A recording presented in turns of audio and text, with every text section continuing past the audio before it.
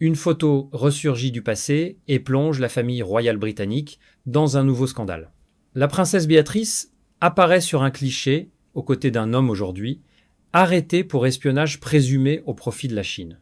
Et ce qui rend cette affaire encore plus explosive, c'est que son propre père, le prince Andrew, a lui-même été lié à un espion chinois présumé il y a moins d'un an. Coïncidence troublante ou schéma récurrent?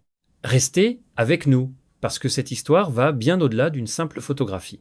Et si vous suivez de près les affaires de la famille royale, abonnez-vous dès maintenant, vous ne voudrez manquer aucune révélation. L'image en question remonte à octobre 2006. Elle montre la princesse Béatrice lors d'un voyage au Népal, organisé par la Franks Family Foundation, une association caritative dont elle est la marraine.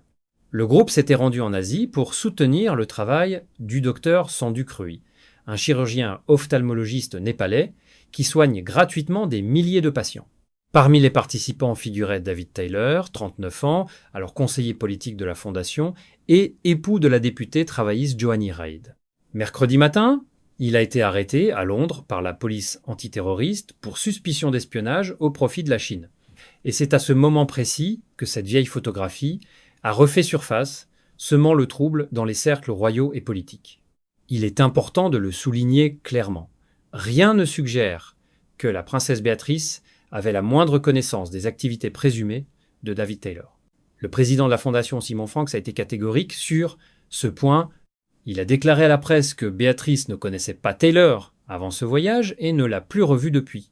Il a également décrit Taylor comme un homme charitable, fier d'être britannique, exprimant son étonnement face à cette arrestation. Quant à Johanny Reid, elle a affirmé n'avoir jamais rien observé qui puisse lui faire soupçonner une quelconque activité illégale de la part de son mari, tout en réclamant le respect de la vie privée de ses enfants. Mais voilà ce qui rend cette affaire vraiment glaçante. C'est pas la première fois que le nom de la famille royale est associé à des liens présumés avec des agents d'influence chinois. En 2024, le prince Andrew lui-même s'est retrouvé au cœur d'une controverse similaire. La haute cour britannique a révélé que Yang Tengbo, un homme soupçonné d'être un espion chinois, avait été invité à la fête d'anniversaire d'Andrew en 2020 et qui lui avait même été demandé d'agir au nom du prince auprès d'investisseurs potentiels en Chine. La commission spéciale d'appel en matière d'immigration a conclu que Tengbo représentait une menace pour la sécurité nationale et a confirmé son interdiction de territoire au Royaume-Uni. Andrew a ensuite affirmé avoir coupé tout lien avec lui sur conseil des autorités. Abonnez-vous maintenant et activez toutes les notifications, parce que cette affaire d'espionnage royal n'en est qu'à ses débuts. Et le contexte autour d'Andrew est encore plus lourd. Le mois dernier, il a été arrêté puis relâché sous enquête pour faute professionnelle dans le cadre de l'affaire Epstein, après 11 heures d'interrogatoire. Il nie tout acte répréhensible. La famille royale se retrouve donc, en l'espace de quelques mois, à devoir gérer deux membres de la même lignée associés, même indirectement, à des scandales d'espionnage. Ce n'est pas un hasard si des observateurs commencent à poser des questions sur la vulnérabilité de la famille royale face au réseau d'influence étrangers.